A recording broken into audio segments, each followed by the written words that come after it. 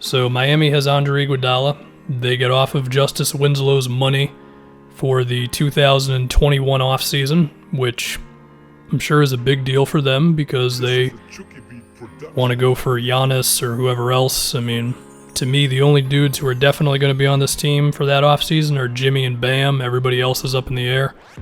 And so they can decline Iguodala's team option if they need to get off that money. But then, of course, they can actually benefit from Iguodala on the court. And I guess the question is, how good can Iguodala still be? I mean, I think at a certain point, assuming that a 36-year-old is just going to be fine is going to come back to bite you. But he was still good when the Warriors needed him to be good. I mean, he hit maybe the biggest three of the, before the finals for them against Houston in that one game. He was averaging like 4 assists a game in the playoffs. He got up to, I think, like 38% from three on like 4 a game. So Iguodala, he finds a way, man. He finds a way to like figure out the shooting when he really needs to. And then defensively, he's very smart, and we would think that he can bring it on that side of the floor for certain playoff series. I mean, right now Miami is the 4th seed, which means the Pacers would be their round 1 matchup. And you figure you can have minutes of Iguodala on Oladipo, Brogdon, TJ Warren, and he could be good in all those situations.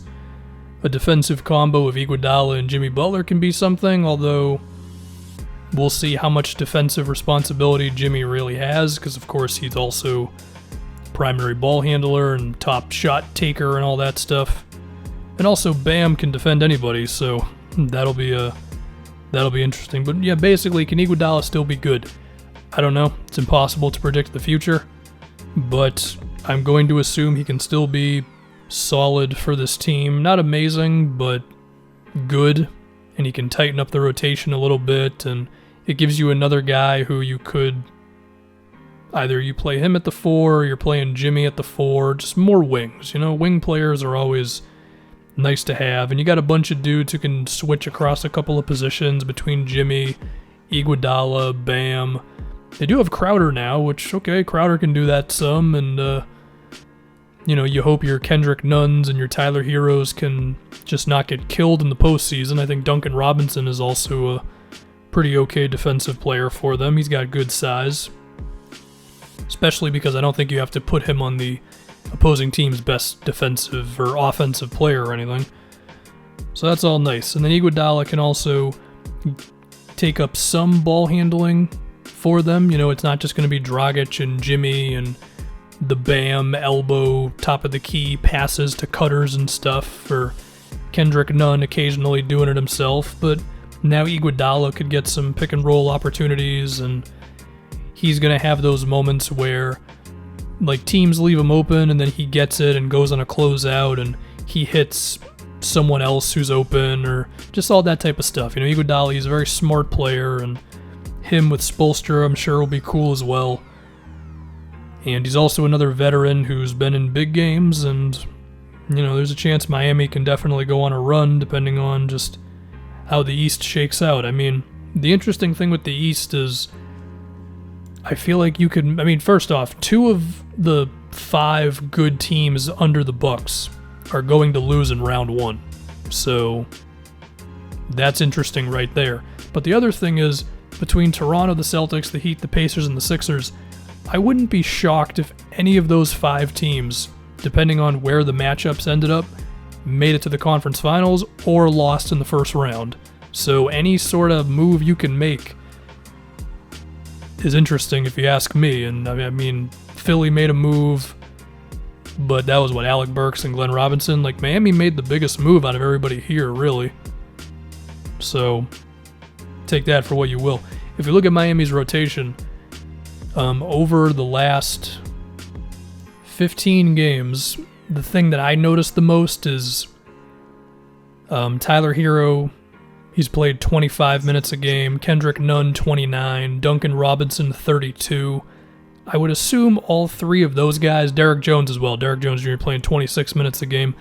I would assume it's a combo of all those guys' minutes that now go to Iguodala.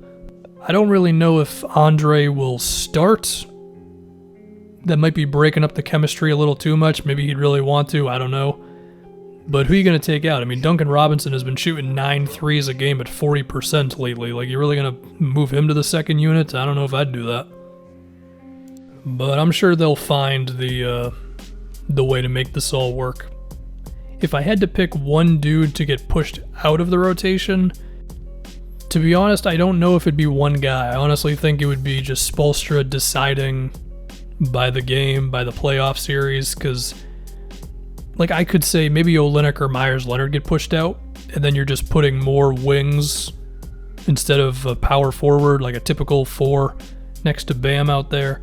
But then I could see times where Derek Jones doesn't play as much, so there's that. I would be surprised if none, Robinson, or Hero's minutes drastically decreased. You know, when I mentioned those dudes earlier, I'm saying you take a few minutes from each one of those guys, and then you put it all towards Iguodala. So we'll see how they make all that work. But I'm assuming Iguodala is going to be a vital part of this team. And again, Miami did not compromise their free agent goals moving forward. The way that this does not go well is if Iguodala is just not good. Which, I mean, eventually he will not be good, but I think he's still got something left in the tank, even if it's mainly just in the playoffs. And also, Iguodala just kind of makes sense in Miami. Like, I feel like he'll just look good in a Heat jersey, and he brings that veteran stuff that Pat Riley really wants. And yeah, that's what I got on Iguodala. I think he'll be good. I don't think he makes them the favorite in the East or anything, but I don't see a way in which they got worse with this move, so cool.